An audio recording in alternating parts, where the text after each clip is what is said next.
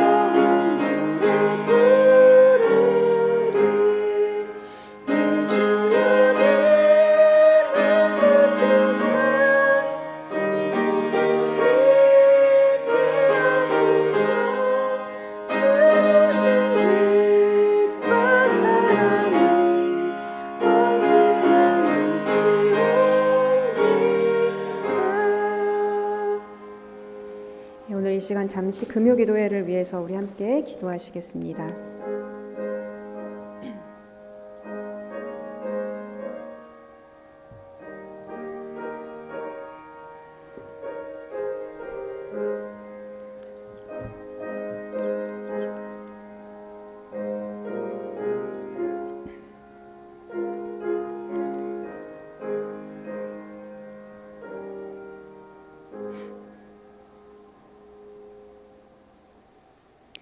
네, 오늘 성경 말씀은 신약 성경 사도행전 8장 5절에서 13절까지 말씀입니다. 사도행전 8장 5절에서 13절까지 말씀을 우리 함께 교독하시겠습니다. 빌립이 사마리아 성에 내려가 그리스도를 백성에게 전파하니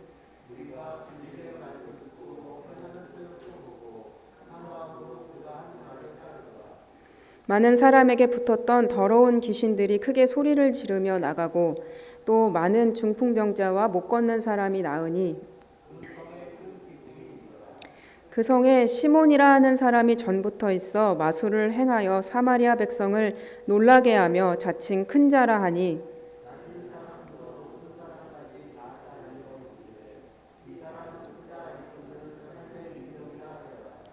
오랫동안 그 마술에 놀랐으므로 그들이 따르더니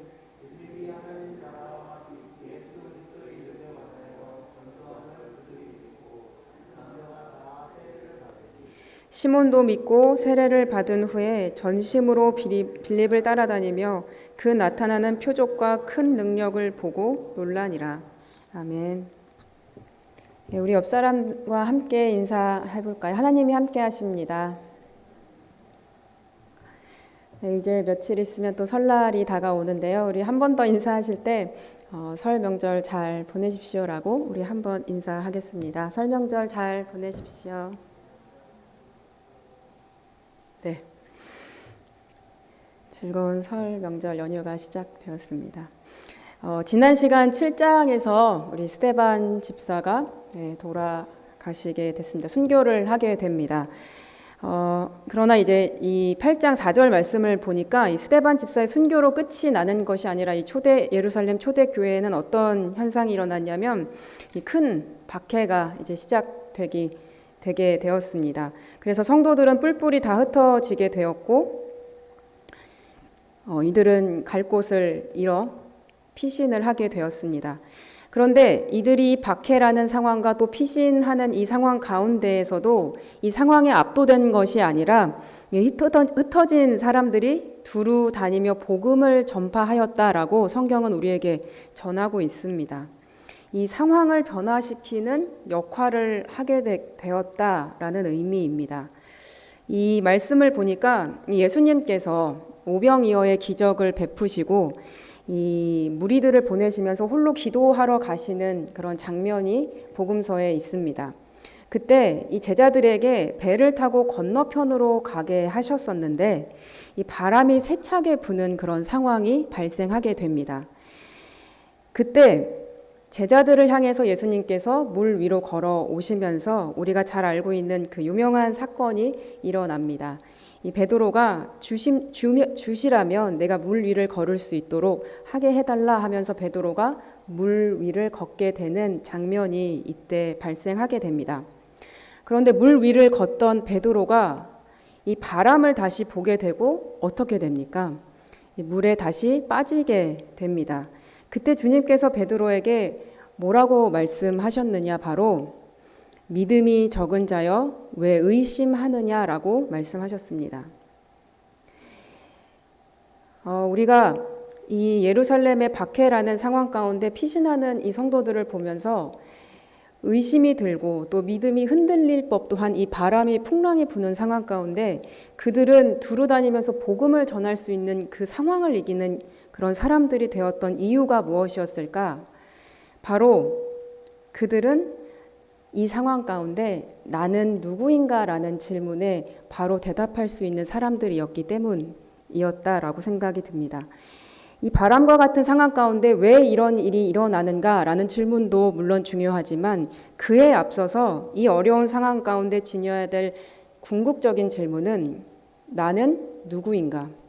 나는 어떤 사람인가? 라는 그 대답이 궁극적으로 이루어져야지만 우리가 어떤 상황 가운데에서도 인생을 살아가는 데 있어서 이 인생의 영적 무게 중심을 가지고 상황을 이겨낼 수 있는 힘이 생긴다라는 것입니다. 이 초대교회 성도들은 나는 예수 그리스도 하나님의 자녀이고 하나님 주님은 나의 주인이시다라는 그 정체성이 분명하였기 때문에 이 상황을 이길 수 있는 반전할 수 있는 그런 역할을 각자 담당하게 될 수 있었던 것입니다. 이 초대교회 성도들은 핍박을 받고 뿔뿔이 흩어지게 되었습니다. 그러나 그들은 흔들리지 않았고 내가 누구인가라는 그 정체성 가운데 흔들리지 않았고 또 그리고 이런 상황에도 불구하고 하나님께서는 하나님의 구원의 계획을 이루어가고 계셨다라는 것이 바로 이 사도행전의 시작입니다. 그리고 이어지는 5절과 6절 말씀을 우리 함께 보겠습니다. 이제 7 집사들 중에서 빌립이라는 집사가 등장하게 됩니다. 5절과 6절 말씀을 보니까 빌립이 사마리아 성에 내려가 그리스도를 백성에게 전파하니 무리가 빌립의 말도 듣고 행하는 표적도 보고 한 마음으로 그가 하는 말을 따르더라. 7 집사 중에 빌립이 이제 등장하면서 빌립이 간 곳은 바로 사마리아 지역입니다. 이 사마리아 지역은 우리가 잘 알고 있다시피 유대인과 또 이방인들 사이에 태어난 이 혼혈인들이 살고 있었던 지역입니다. 그래서 이들은 우상 숭배가 많았고 또 혼합된 종교관을 가지고 있었던 사람들이었습니다. 그래서 사실 예루살렘 이 사람들에게는 사마리아 사람들이 이 이방인과 같은 취급을 하면서 이들은 구원받을 수 없는 사람들이다. 하나님께 돌아갈 수 없는 사람들이다라는 인식을 갖고 있었던 곳이기도 합니다. 그러나 주님께서 다시 올라가시면서 사도행전 1장 8절 말씀에 너희가 권능을 받으면 예루살렘과 온 유대와 땅끝까지 이르러라고 말할 때 그 중간에 사마리아라는 지역을 말씀하셨습니다. 땅끝까지 이르러 내 증인이 되리라라고 하셨던 그 말씀처럼 성령이 임하시면 교만했던 예루살렘도 하나님께 돌아오게 되고 성령이 임하시면 세속적이었던 사마리아 땅도 하나님께 돌아올 수 있게 된다라는 것입니다. 빌립은 예수님께서 명하신 대로 그들에게 그 복음을 사마리아 땅 가운데 전했습니다. 7절과 8절 말씀을 보겠습니다. 많은 사람에게 붙었던 더러운 귀신들이 크게 소리를 지르며 나가고 또 많은 중풍병자와 못 걷는 사람이 나으니 그 성에 큰 기쁨이 있더라. 빌립이 복음을 전하자 이 사마리아 도시에 큰 기쁨이 생기기 시작했습니다. 많은 사람들에게 붙었던 귀신들이 떨어져 나가게 되고 또 아픈 사람들이 낫기 시작했기 때문입니다. 이 7절과 8절 말씀을 보면서 이 귀신에 대한 특징을 우리가 살펴볼 수 있습니다. 귀신이라고 표현하는 이 영에게는 첫 번째 7절 말씀을 보니까 많은 사람에게 붙었다라는 표현을 사용하고 있는데 이 귀신이라는 영은 첫 번째 붙었다, 붙들고 있다, 사람에게 붙어 있다라는 것이 특징입니다. 이 붙들다라는 단어는 영어 단어로 홀드라는 표현을 갖고 있는데 바로 이 붙들고 있다, 잡다, 꼭 잡고 있다라는 뜻을 사용하고 있습니다. 그리고 두 번째 귀신의 특징을 보니까 이 귀신이라는 영에 대해서 이야기할 때 더럽다라는 형용사의 표현을 자주 사용하는 것을 우리는 말씀 속에서 볼 수 있습니다. 이 더럽다라는 것은 깨끗하지 않다라는 뜻을 사용하고 있습니다. 그 뜻을 자세히 성경 안에 살펴보니까 순수하지 못하다, 불결하다, 부도덕하다, 음란하다라는 뜻을 갖고 있습니다. 이 귀신은 사람에게 꼭 붙어서 이런 생각이나 혼을 불어 넣는 것입니다. 그래서 이 분노나 우울한 생각을 갖게 해서 거짓에 빠지게 하기도 하고 또 무기력함과 절제하지 못하는 그런 무절제함을 주어서 방탕에 이르기도 합니다.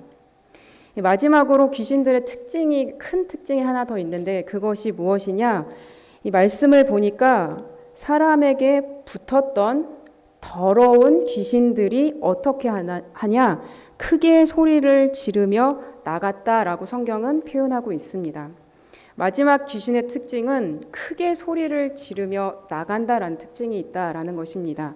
무슨 말이냐? 진짜 세상에 빛이 나타나면, 정말 주인이, 이 사람의 주인이 나타나면, 빛이 들어오면 이 귀신은, 어둠은 떠나갈 수밖에 없는 존재다라는 것이 귀신의 특징입니다.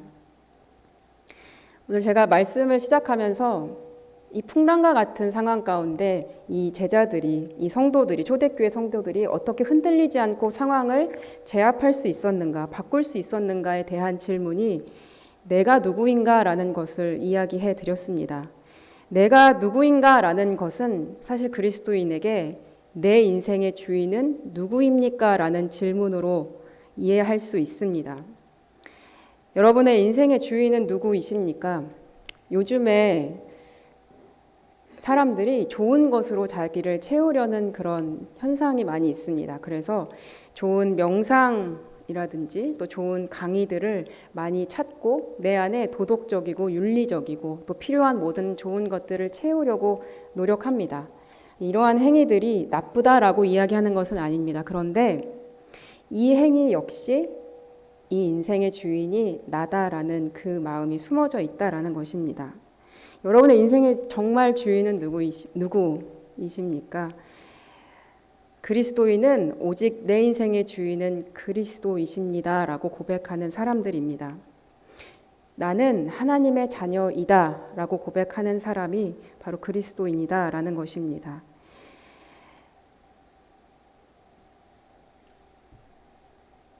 그리고 여러분, 나는 하나님의 자녀이다 라는 것을 스스로에게만 말하지 마시고 옆에 있는 사람들에게도, 또 직장 동료 가운데에서도 이 하나님의 자녀라는 사실을, 그리스도인이라는 사실을 숨기지 말길 바랍니다.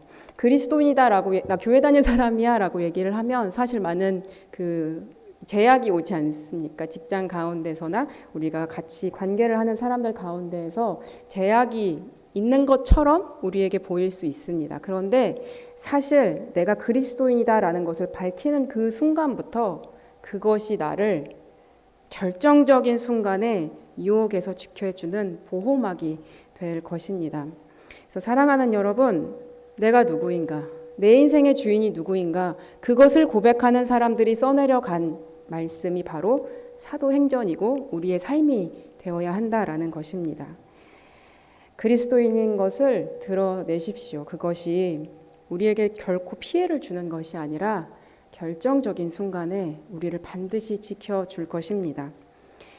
이어지는 9절 말씀을 보겠습니다.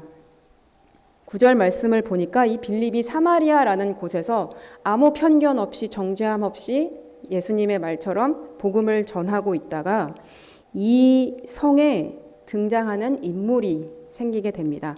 9절 말씀을 보겠습니다. 이 사마리아 성에는 이제 시몬이라는 사람이 있었습니다. 이 시몬이라는 사람이 누구냐? 성경이 전하기로는 이 시몬이라는 사람이 전부터 있어 마술을 행하여 사마리아 백성을 놀라게 하며 자칭 큰 자라 하니, 이어져서 이 사람을 어떻게 설명하고 있냐? 낮은 사람부터 높은 사람까지 이 시몬이라는 사람을 다 따르며 이르되 이 사람은 크다, 하나님의 능력이라 하더라.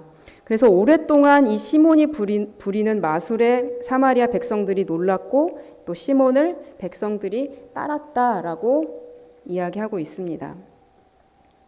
이제 이 사마리아 땅에 시몬이라는 사람을 성경에서 가운데 등장시킵니다. 이 성경은 반드시 의도를 가지고 쓰여진 것입니다. 이 시몬이 왜 나오느냐? 이 성경 안에는 시몬이라는 사람을 아주 간단하게 설명하고 있습니다. 어떤 마술을 부리는 사람이었다라고 이야기를 합니다. 근데 이 마술이 우리가 생각하는 것보다 훨씬 더 능력이 있고, 그래서 이 사마리아 성에 있는 백성들이 그를 보고 하나님의 큰 일을 행하는 자다, 놀라운 능력을 갖고 있는 사람이다라고 표현할 정도였다라는 것입니다. 그런데 이 시몬 마구스라는 사람인데, 이 시몬 마구스는 이단의 기초였던 영지주의라는 이 단체의 시발점이 된 사람이기도 합니다.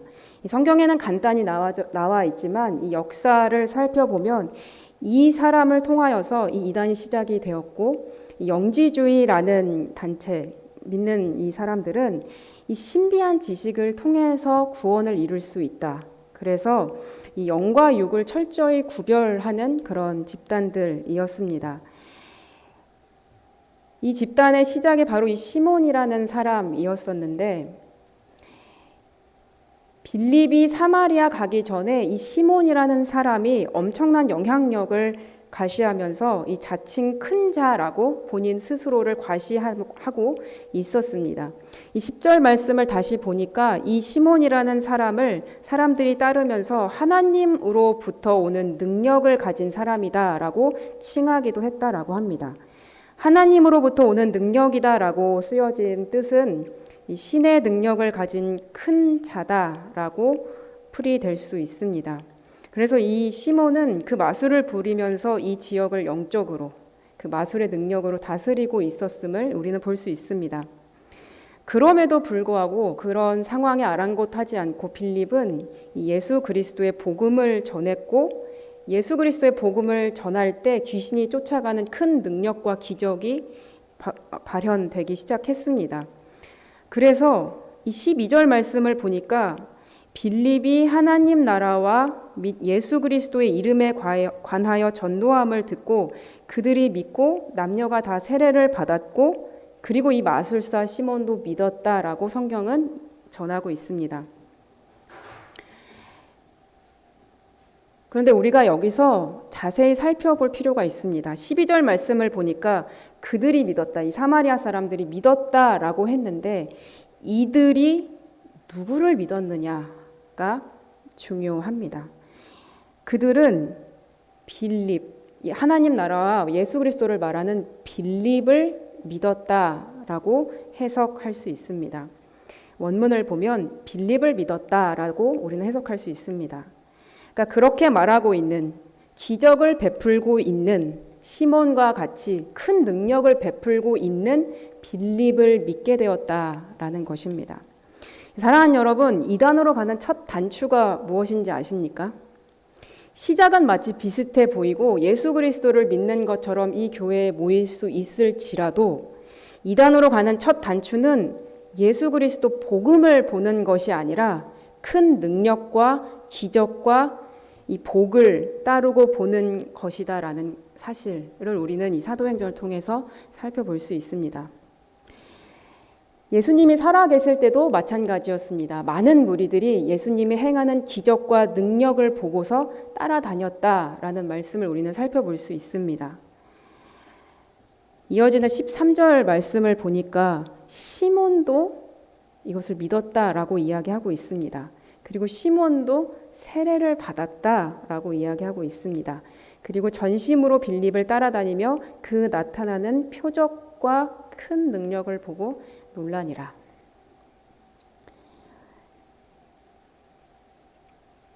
시몬은 세례도 받았고 빌립이 하는 말을 믿기도 했다라고 이야기합니다. 그런데 그 이후에 이어지는 말씀 중에 18절과 19절 말씀을 우리 함께 보겠습니다. 시몬이 사도들의 안수로 성령 받는 것을 보고 돈을 들여 이르되 이 권능을 내게도 주어 누구든지 내게 안수하는 사람은 성령을 받게 하여 주소서라고 이야기합니다. 시몬의 관심은 무엇에 있었습니까? 기적과 능력에 있었습니다. 자신이 마술을 통해서 베푸는 능력보다 더 큰 능력을 베푸면서 사람들을 홀리는 것을 보고 시몬은 기적을 행하는 사람 빌립에게 있었고, 그가 믿는 동기는 기적과 능력이 믿는 동기가 되었다라는 것을 우리는 살펴볼 수 있습니다. 이것이 시몬의 실패의 시작이었습니다. 복음을 믿는 것이 아니라 기적과 능력을 믿기 시작했기 때문입니다. 그러나 그 이후에 이어지는 말씀을 보면 하나님께서는 이 사마리아 땅에도 하나님의 말씀을 받고 세례를 받는 일이 있었다. 그러니까 하나님께서 베드로와 요한을 이 사마리아 땅에 보내셨고, 그리고 이어지는 말씀에 유명한 에디오피아 내시가 나오기 시작한 것입니다. 사랑하는 여러분, 시몬이 어떤 행동을 하고 어찌 되었든 간에 이 사마리아 땅에도 복음이 전해지기 시작했고, 하나님께서는 사마리아에게 있는 사람들에게도 세례를 주셨습니다. 그리고 이어지는 말씀에 하나님께서는 베드로와 요한을 이 사마리아 땅 가운데 보내셔서 이 복음의 구원의 계획을 시작하십니다. 사랑하는 여러분, 어떻습니까? 오늘의 말씀은 여기까지입니다. 일곱 집사 중 한 분인 스데반 집사 순교를 하고 초대 예루살렘 교회는 교회의 박해가 시작되면서 성도들이 뿔뿔이 흩어지게 되었습니다. 그러나 그들은 담대하게 복음을 전하는 인생을 살게 되었습니다. 그런데 그 가운데 빌립이라는 집사가 아무 편견 없이 사마리아 땅에 복음을 전하기 시작합니다. 그 가운데 등장하는 사람이 바로 중간에 껴있는 사람이 시몬이라는 이단의 시발점인 사람이 등장합니다. 오늘 이 말씀을 통해서 하나님께서 우리에게 주시고자 하시는 교훈과 또 우리에게 주시는 메시지는 간단합니다. 사랑하는 여러분, 여러분의 주인은 누구이십니까? 여러분은 기적과 그 능력을 보고 예수님을 바라보십니까? 이 상황의 가운데 이것이 없어졌으면 좋겠고 기적이 일어났으면 좋겠는 마음으로 예수님을 바라보십니까? 아니면 진정한 새 일을 행하실 구원의 계획을 가진 그 하나님만을 바라보시면서 믿음 생활을 하고 계십니까? 오늘 이 두 빌립과 시몬을 대조하면서 성경이 우리에게 말하는 것은 간단합니다. 나는 무엇을 믿는가, 무엇을 보고자 하는가? 내가 하나님을 사용하려 들기 시작하면 우리는 시몬이 행동하는 것과 똑같은 행동을 하는 것입니다. 믿음이 무엇입니까? 기적을 보는 것이 아니라 예수 그리스도를 보는 것이 기적입니다. 그리고 믿음이 무엇입니까? 바로 이사야 55장 9절 말씀에 하나님께서 이런 말씀을 하십니다. 하늘이 땅보다 높은 같이 내 길은 너희의 길보다 높으며 내 생각은 너희의 생각보다 높음이라. 어떤 상황 가운데에서도 하나님께서 하나님의 일을 하시고 하나님의 뜻을 이루어 가시는 것을 우리는 그저 기다리고 믿고 그리고 따라가는 것입니다. 그것이 내 목적과 동기에 맞지 않더라도 하나님은 하나님의 일을 하시는 것을 신뢰하고 따라가는 것이 그리스도의 삶입니다. 이제 사마리아 땅에는 하나님께서 하시는 그 구원의 계획이 이루어지고 있습니다. 오늘 우리가 이 말씀을 생각하면서 우리 함께 기도하는 시간을 갖기를 원합니다. 오늘 우리 첫 번째 기도하실 때에는 과연 나는 내 삶의 주인은 누구인가?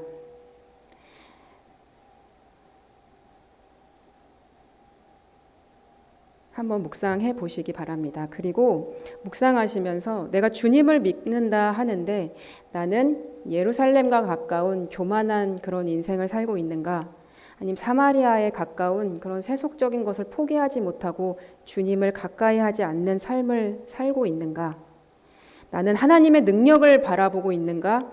하나님만을 바라보고 있는가?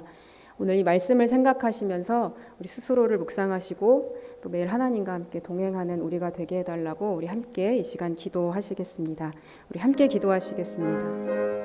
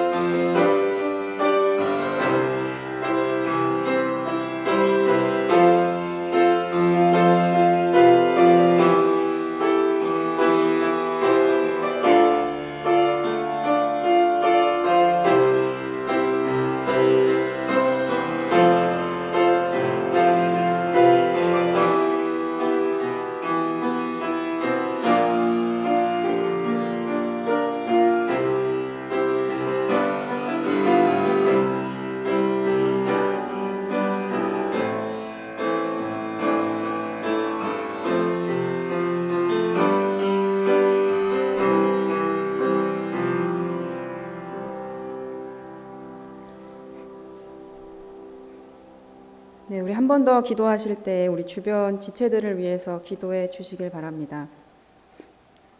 먼저는 여러분과 함께하고 있는 사람을 위해서 우리 기도하시길 바랍니다. 여러분과 함께하고 있는 사람이 어떤 사람이건 간에 하나님의 은혜나 또 하나님의 구원이 필요하지 않는 사람은 없습니다. 사마리아 땅 가운데 복음이 전해진 것처럼 성령님께서 역사하시면 그 어떤 사람이든 간에 하나님의 사람이 되고 또 구원 받을 수 있습니다. 우리의 마음 가운데 정죄하거나 단정짓는 마음이 있다면 오늘 이 시간 가운데 주의 복음과 사랑을 나눌 수 있는 우리가 되게 해달라고 기도하시고 또 하나님의 은혜나 구원이 필요한 사람들을 위해 이 시간 함께 기도하시기 바랍니다. 또 한 가지 병상에 있는 분들을 위해 기도하시기 바랍니다. 특별히 지금 신장 투석을 하고 계시는 분들이 계십니다.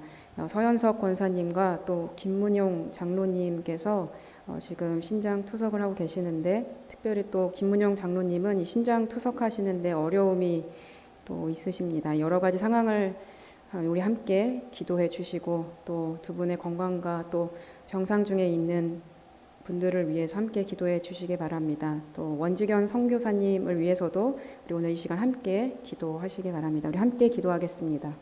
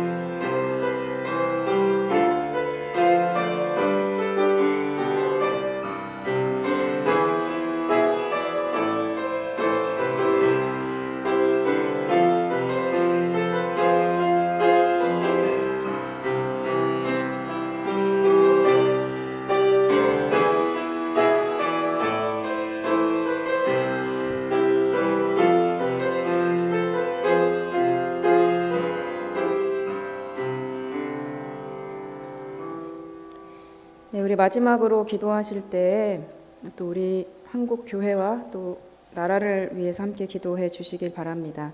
또 선교지와 또 우리 선교사님들을 위해서 함께 기도해 주시고 또 마지막으로 주일에 있을 예배와 또 우리 다음 세대들 또 청년들과 또 교역자들과 우리 직원들을 위해서 함께 기도해 주시고 마치시는 대로 돌아가시길 바랍니다.